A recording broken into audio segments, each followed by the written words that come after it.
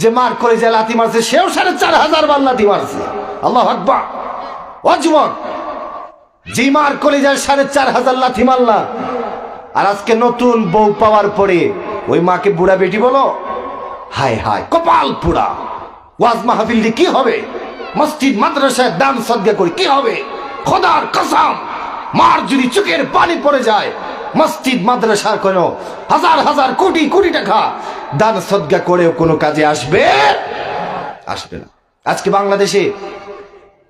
বাংলাদেশে এরকম তো হচ্ছে, বৃদ্ধাশ্রম, জায়গায় জায়গায় বৃদ্ধাশ্রম।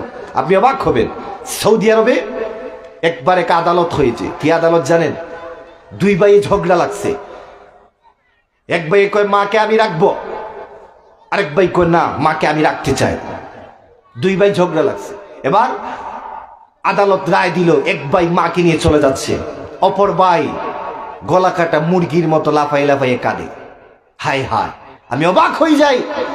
সৌদি আরবে আদালত হয়, মা বাবাকে কে খাওয়াবে, কার করে রাখবে?